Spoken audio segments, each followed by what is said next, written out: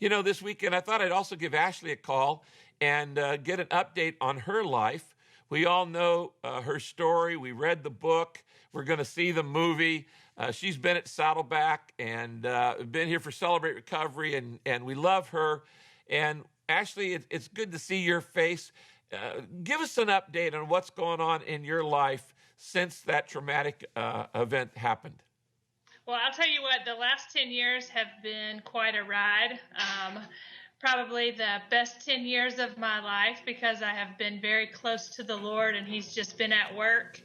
Immediately after this event happened to me, of course, Oprah called, every TV show, book, movie offers, all of these different things started happening.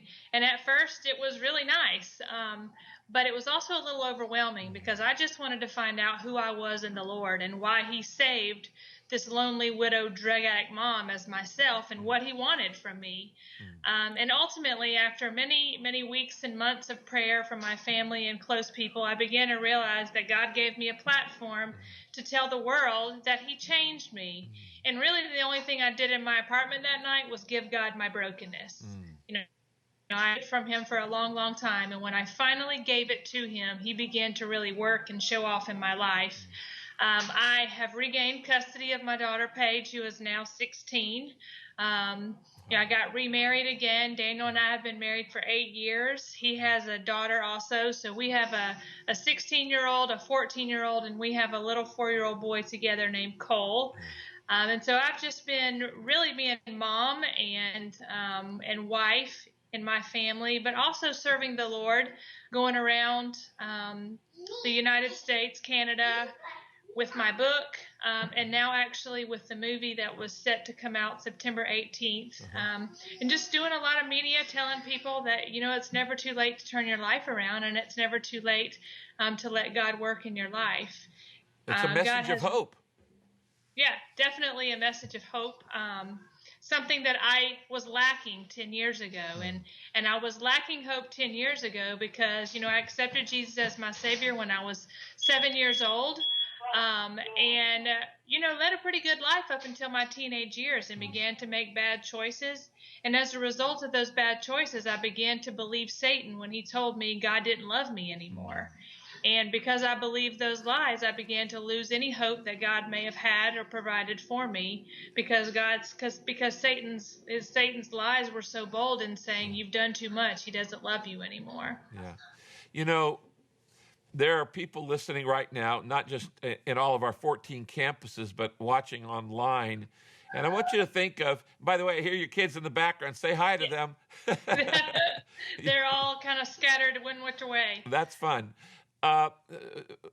Just imagine there's a single mom or a widowed mom or somebody struggling with an addiction or some other problem. What would be your message of hope to them right now? I think that's why I like my story so much is that people don't necessarily have to be struggling with a drug addiction. We all have problems, and it doesn't necessarily have to be an addiction to drugs. Yeah. But you know what I would tell them? I would tell them that it's never too late to turn life around, and it's never too late to just stop and give your brokenness to God. God really did not change my life until I gave Him every bit of me. That was the good, the bad, and most importantly, my brokenness. And when I gave it to Him, He said, now, this is what I wanted so I could make this into something beautiful. I was the best drug addicts of them all. I was the best liar of them all. I'm a perfectionist, and I was a perfectionist at being bad. I was the best bad person I could be. But God reached down into the pits of hell that my life had become on March 11th in 2005, and He pulled me out, and He said, you are mine, and I am not done with you yet, and thank you for your brokenness. I will now make you beautiful. And boy, has He done that. I am still a sinner today, saved by God's grace. But today I choose to walk with Him and let Him carry my burden. And if He did it for me, He will definitely do it for anyone else out there. Wow. Thank you so much for sharing that and giving us an update. This week on Twitter, I put out this line that God makes masterpieces out of our broken pieces when we give them to Him. Sure does. He definitely did that for me. All right. Thank you, Ashley. We love you.